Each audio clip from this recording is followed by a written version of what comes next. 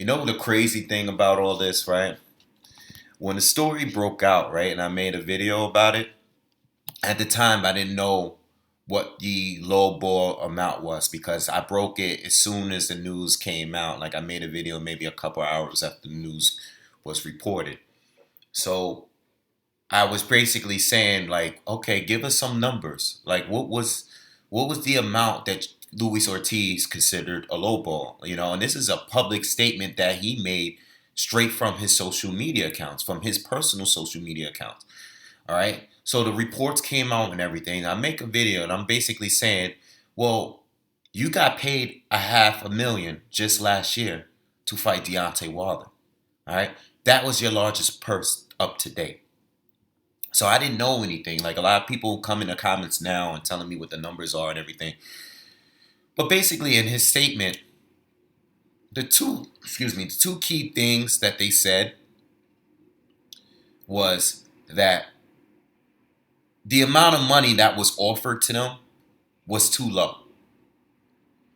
And then they also said that they didn't even receive a state offer at the same time. So right there, I knew that something wasn't right. Like right there, off the bat, I'm like, all right, he's making a statement and basically contradicting himself in the statement that he's putting out there, saying that this was a low ball thing. So I was like, okay, we already know at this point, it's safe to say that these guys are just trying to freeze out Anthony Joshua. I mean, we knew that already with Fury and Wilder. We already knew that. All right? They are trying to freeze them out. All right? Wilder is not even responding to emails or calls or his team. They're not even trying. They weren't even trying to make a fight with Anthony Joshua. They were focused on trying to make the rematch with Tyson Fury, which was cool. Fury screws them. All right, goes to ESPN, and now they were stuck, and they still didn't want to make the fight with Anthony Joshua. They say, oh, well, we're just going to settle with Brazil over here on the Showtime side, right? So that's what we got. And now Ortiz, a guy that has been saying for years now that Anthony Joshua's been dunking him, and even his fans are saying it too. His fans been saying it. You know, let's be real. Like the fans been saying it. Why don't you fight with Luis Ortiz? You know, why don't Joshua? That's the fight they wanted. When they found out Gerald Miller was going to be the next opponent, what were the diehard Wilder fans saying? They were saying that, why don't he fight Luis Ortiz? Why is he fighting Gerald Miller? Blah, blah, blah, blah. But for the most part, you know, people took the fight for what it was. Gerald Miller, you know, was selling the fight well with the pushing and the talking and everything. So, all right, everybody went on and moved on with that. Gerald Miller pops. Now we're looking for an opponent. Anthony Joshua says, well, I want to fight Luis Ortiz. Wilder comes out. Luis Ortiz, he should be ready. You know, I mean, that guy stays in the gym. You know, he stays in the gym. You know, he should be ready to go. I mean, it makes sense, you know. We don't hear nothing for Ortiz. A week goes by, some time goes by. We're hearing Andy Ruiz. We're hearing Michael Hunter. We're hearing all these other guys. And then Luis Ortiz comes out with this statement. And I make a video about it. And I'm saying, because I'm an Ortiz fan, so I'm saying, I want to know what's lowball. Because we already know what Gerald Miller was getting. I don't expect you to get what Gerald Miller was getting because Gerald Miller was selling the fight in New York. But I still expect you to get a fair amount. I mean, much more than 500,000. You know, that's what I expected. And the numbers finally come out. They were going to give Luis Ortiz $5 million, which is 10 times the amount he ever got paid. I saw that, didn't make a video, just kind of ignored it. I just like, you know, it is what it is. But this guy asked for $10 million. And now, the newer reports, Luis Ortiz is retracting his statement and saying, yo, my handlers are, he's blaming it on his handlers. There's some misunderstanding. His handlers are the real problem. Okay, now he wants to fight. Well, we already know what happened. See, what happened was you got a lot of backlash for not taking this fight. Because even though some of these idiots that like to defend the PBC, that defend like promoters and stuff, because these fans ain't real fans. They don't want to see fights. I know. I'm reading my comments. I got 700 something comments from that one video. And I'm reading the comments, and there's actually people defending the fact that Luis Ortiz didn't want to take the fight. Well, the man knows his worth if he doesn't want to take the fight.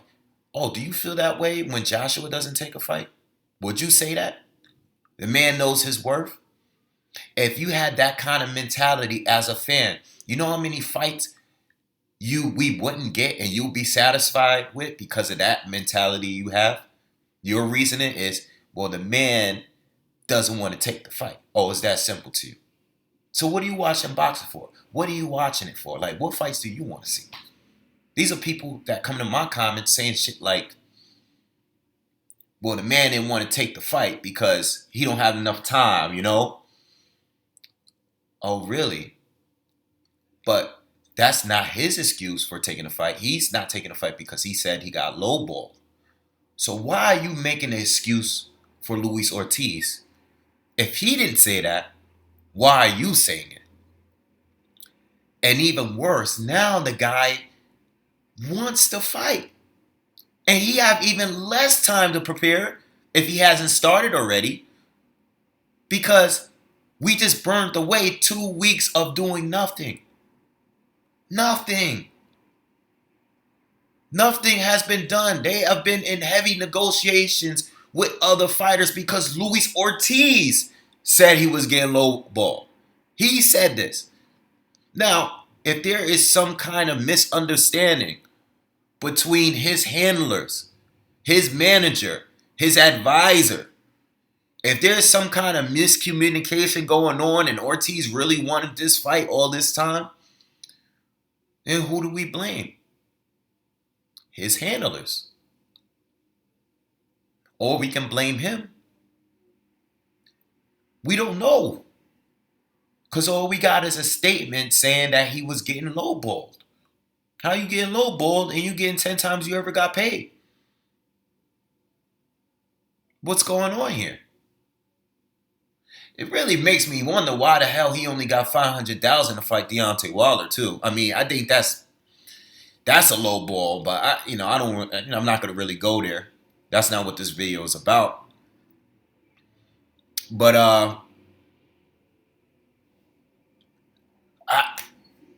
once again, I just have to say this. I don't know why these fans are on here defending networks and promoters. Like, this is what boxing has become. We're not even talking about the fighters no more. We're talking about promoters. People liking promoters because they are currently running certain boxers' careers, and people are going to run with the boxer they like and the promoter, or basically the color of the skin. People have agendas. That's all it is. They have agendas. When I see certain comments, I already know what kind of fan base they're coming from. But I don't defend any of them. None of the promoters. Because if they were all in the same position, they would all do the same thing. Because they all care about their own investment. They don't care for the sport. They care about their investment. What's making them money. I mean, can I blame them? Man, if I was going to be a boxing promoter, you would have to be that way in order to make money, because if you threw your fighter in there with the wolves, it's a good chance they might lose. So you got all these slimy promoters and advisors and managers. I was watching Bruce Vane, Boxing Channel. He made a video about Leonard Ellaby, and he posted up an interview with Leonard Ellaby was having, where he's trying to make it look like there's no demand for Terrence Crawford and Errol Spence. He's like, who wants to see that fight? He's talking about just keeping everything PBC. which we already know. But the woman that was doing the interview kept putting the pressure on him, saying like, this is the fight that fans want to see. And he was making it seem like that wasn't happening.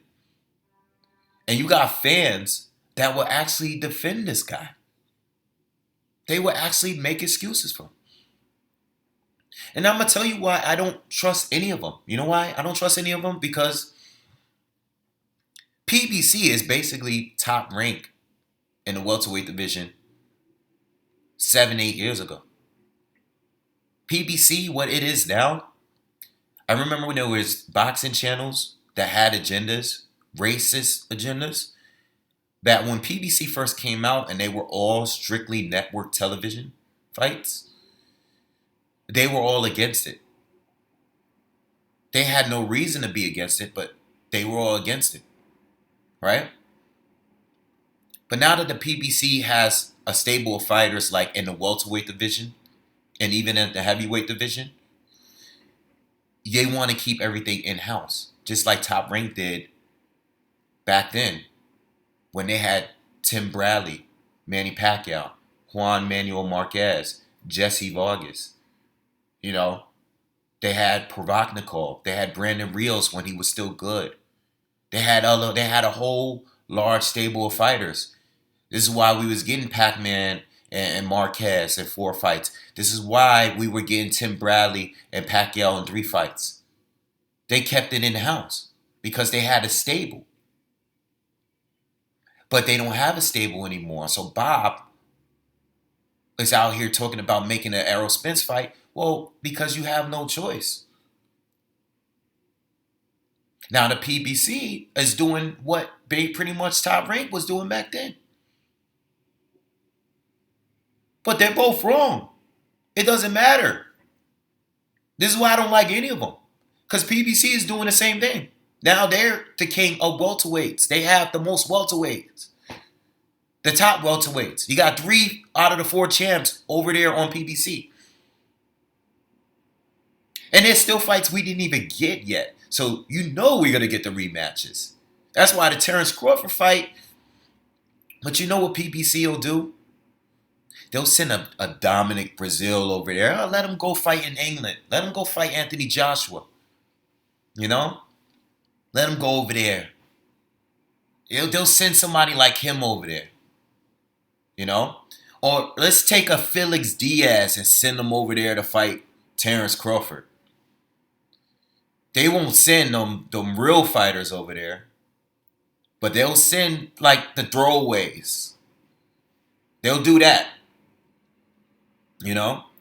Just to show you that these fights can really be made if they wanted to make it. But in reality, all these promoters, they want to keep everything in-house.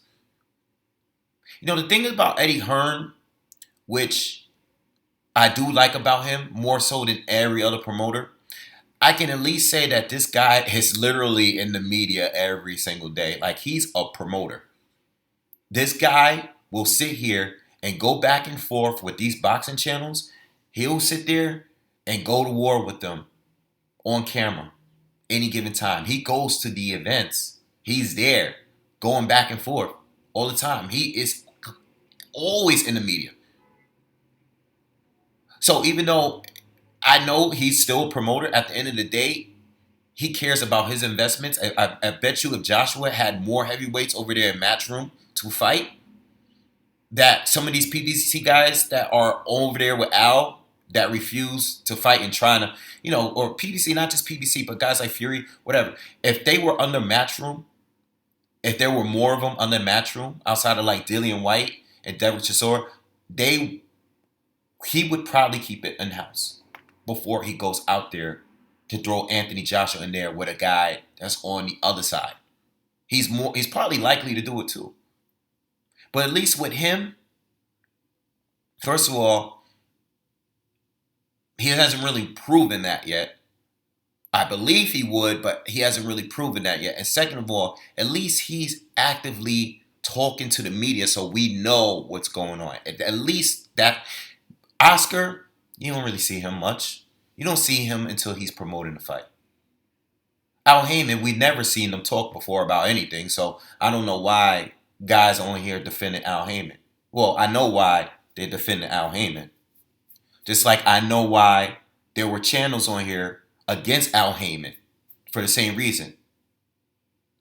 It's all this. It's this. That's all it is. You know? No logic, just this is who we are rolling with or this is who we're against. But that's not everybody. There's a group of people that are with Al Heyman for that reason, and they're not really around no more, but you guys know that group of people that were against them? Yeah. You know? They're still around. They just don't have channels like that. But I don't know why these guys are like it just doesn't it never makes sense to me because history shows that if the promoter is in control for the majority of the top fives and fighters in the division, that they're gonna keep it in house. They all do it, you know. And then Terrence Crawford, there's guys like Terrence Crawford and Jamal Charlo.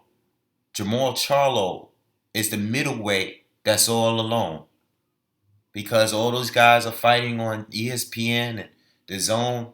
He's just stuck. He doesn't get a fight because he's not with the Zone. He's not with ESPN. He's not where most of the middleweights are. Now, if he had stayed at 154, he was good. 154 is fully PBC guys. They're all PBC guys. You know? Ortiz, man. Very disappointed in Luis Ortiz. Like I said, I don't know if it's really him. I don't know if it's his handler. But, I mean, listen, this guy might have a language barrier. But I'm sure he knows what the hell is going on in some sort of fashion. You know when you're not taking a fight. And if your managers and your handlers are not honest enough to let you know what kind of money you're being offered, I'm sure he knew how much money he was being offered. I'm sure his handlers told him that he was getting lowballed in order for him to not want to take the fight.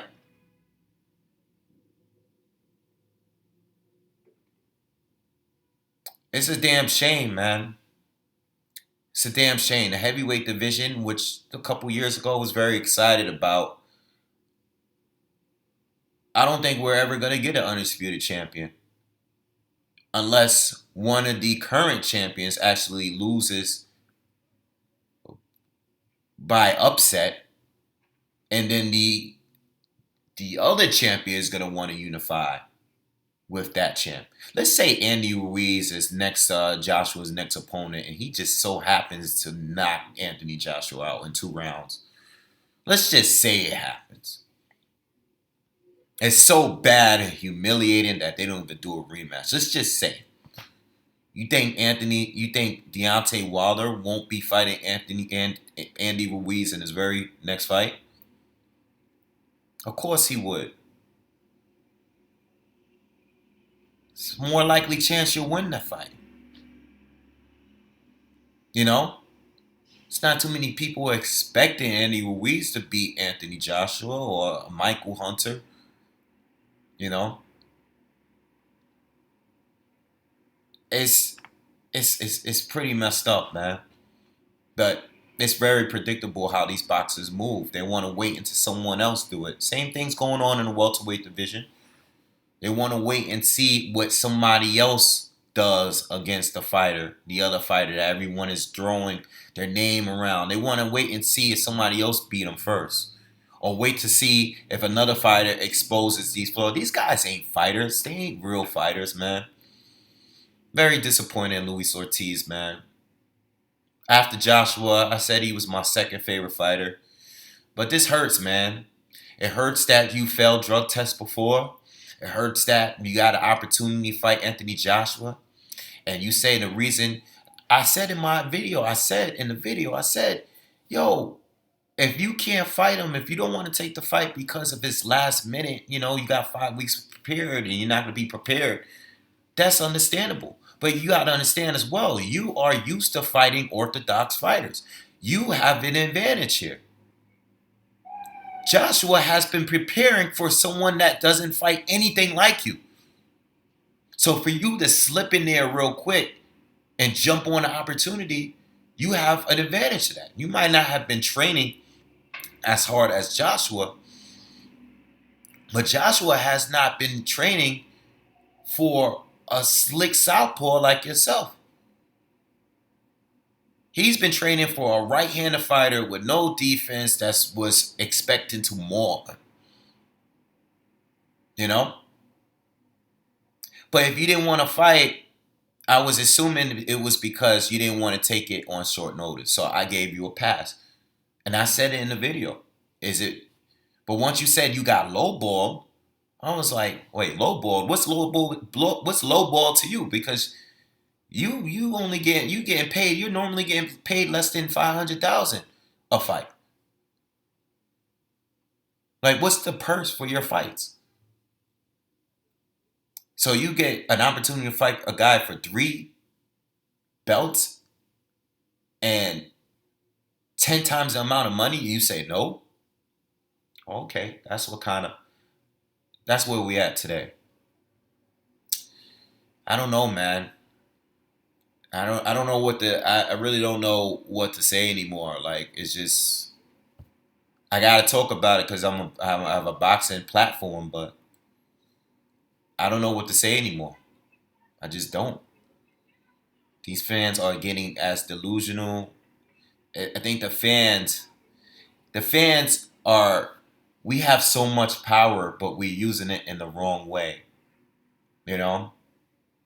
We have to all, as fans, we all have to look at everything from a case-by-case basis.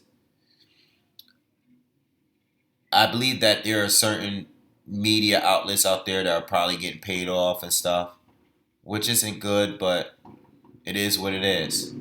But as fans, we have to keep the integrity. If you really want these fights to happen, there's nothing wrong with stepping back and say, you know what, I was wrong about him.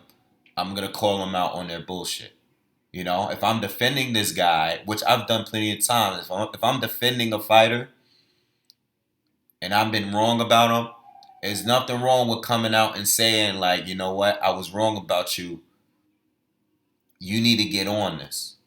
And I feel like right now, as far as heavyweights are concerned, these PBC fighters, they're not moving right. You know, they're not, and these American fighters, on top of that, they're not really representing us the way they should. They're not. What's wrong? What's happening right now with Joshua and Dillian White is real messed up. You know, Joshua being the most paid champion, holding 3 titles, and he can't even find a goddamn fight. I just don't understand that. You're going to get your highest purse ever fighting this dude, and he can't find a damn fight. Then you got Dillian White, who's literally been at the number 1 WBC spot, and they're doing everything over there in their power to not let the fight with Deontay Wilder happen. Wilder's literally over there doing whatever the hell he wants to do. You know, and then there's rumors of a Wilder and Ortiz rematch. Ortiz, you can fight Anthony Joshua. He has 3 belts. That's the fight you wanted. This is the fight you wanted when you were with Hearn. You saying the man is ducking you? Well, first of all, that's not true because there was no point where he ducked you. But that was created by the fans. And you took Wilder when you were in position to fight Anthony Joshua. You know, it's crazy. Anyway, I'm going to leave it at that. Let me know what you guys think, man, because I don't want to keep talking about this. I will talk about whoever Joshua decides to face. It could be Ortiz. Maybe they can go back and renegotiate. I don't know. I would like it to be Ortiz. I already said that. But if it's not Ortiz and the order that I would like to see. And as far as the names that's came up, I would take Andy Ruiz first. I like him, and he's been in there with Joseph Parker in a fight that could have gone either way. Um, I like Andy Ruiz, so I want him to get the shot over Michael Hunter. But I'll take Michael Hunter over, what's his name, Trevor Bryan. I'll take Hunter over him because I seen Hunter. Uh, I seen him beat Ustinov. I seen him give Usyk a very, very tough fight down in cruiserweight, so I'll take him. But it's not really much. Slim pickings, you know. But Andy Ruiz is legit. Like, I like Andy Ruiz. He's legit. You know, he's a legit fighter. You know. Anyway, let me know what you guys think. Make sure you hit subscribe if you haven't already. Peace.